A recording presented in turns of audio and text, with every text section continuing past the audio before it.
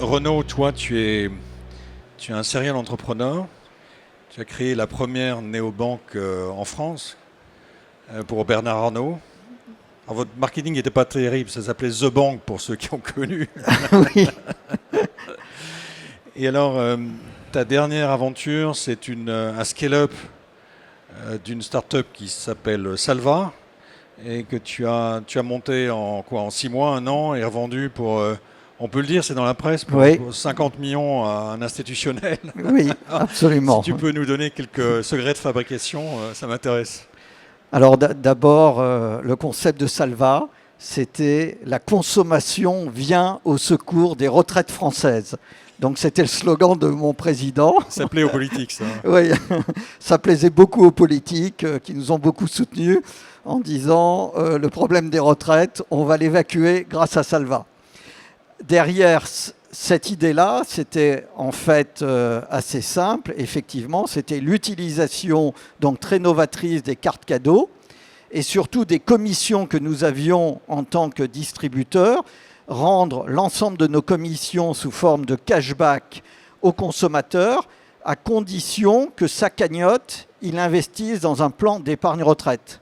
Alors, il faut savoir que l'ouverture d'un plan d'épargne retraite pour un opérateur épargne, ça coûte en coût d'acquisition entre 500 et 1000 euros. C'est extrêmement cher.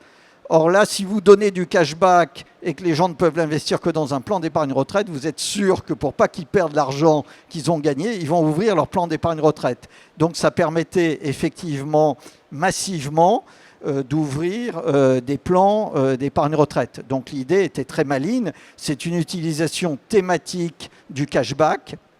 Et ce qu'on a vu qui était très intéressant, qui a quand même donné la valeur à Salva, ce n'était pas qu'une valeur magique ou qu'une bonne négociation, c'est que quand les gens testaient, quand ils avaient commencé à l'utiliser 2-3 fois, et donc ils avaient pris l'habitude de payer avec leur app de paiement plutôt que de payer avec leur carte bancaire, donc ils étaient chez Carrefour, ils ouvraient l'app Salva, ils cliquaient sur Carrefour, ils rentraient 58 euros et ça créditait une cagnotte, de façon automatique. C'était assez simple. Et là, on a eu quand même une surprise qui était intéressante, c'est que les cohortes tenaient énormément dans le temps. C'est-à-dire qu'une fois qu'on avait procédé à l'acquisition, que les gens avaient testé, les cohortes tenaient dans le temps de façon absolument étonnante.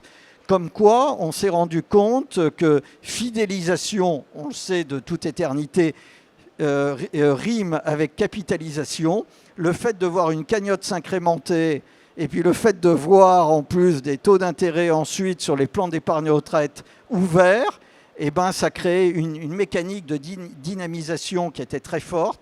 Et rien qu'avec la carte cadeau, sans rajouter l'affiliation, parce qu'on voulait un système simple et sans couture, eh ben on arrivait à avoir des clients, 25% des clients, à les capitaliser, à les faire en cagnotte entre 500 et 1000 euros annuellement. Ce qui n'était pas neutre comme système d'économie. Donc les gens, dès qu'ils le pouvaient, utiliser l'app Salva plutôt que d'utiliser leur app bancaire.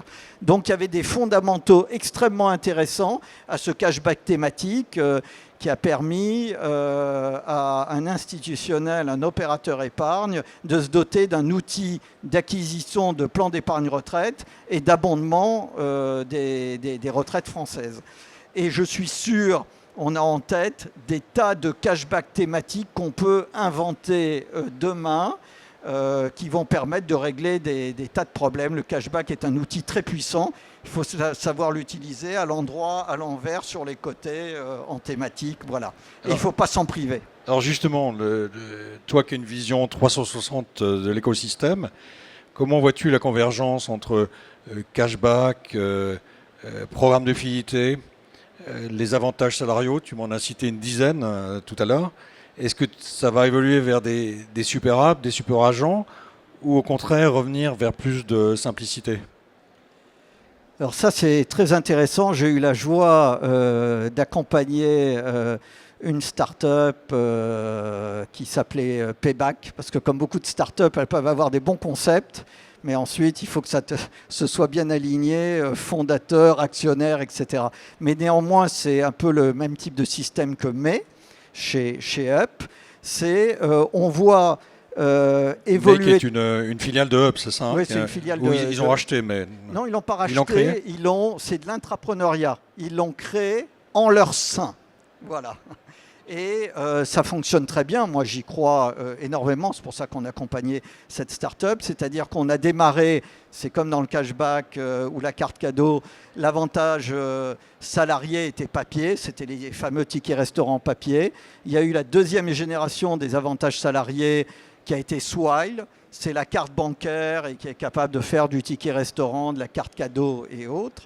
Et la troisième génération des avantages salariés qui est extrêmement novateur, mais qui doit encore rentrer, c'est l'avantage salarié à travers l'open banking. C'est-à-dire, j'utilise ma carte bancaire, je continue à consommer normalement sur mon compte bancaire, mais est reconnu toutes les dépenses qui sont faites, qui sont éligibles aux avantages salariés. Donc, par exemple, les dépenses qui relèvent des tickets restaurants, les dépenses qui vont relever de la carte cadeau, les dépenses qui vont relever de la mobilité, les dépenses qui vont relever du sport, des vacances, etc. Et donc, c'est un outil de dynamisation salariale qui est fabuleux, qui est extrêmement simple, puisque les entreprises n'ont plus à avoir à distribuer quelque part des tickets restaurants, les CSE, des cartes cadeaux ou à gérer les avantages salariés. Tout se fait automatiquement. L'employeur ou le CSE définit un budget et ça va jusqu'à la consommation du budget.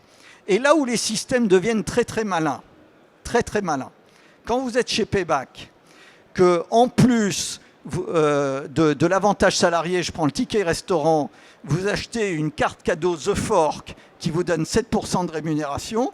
Chaque fois que vous consommez votre avantage salarié, en plus, vous avez 7% de cashback qui va en termes d'épargne et que vous pouvez réinjecter dans l'épargne d'entreprise, etc. Donc on voit bien, et on peut multiplier ces exemples, on avait des tas d'idées extrêmement créatives sur tous ces sujets-là, on peut multiplier ces exemples à l'infini.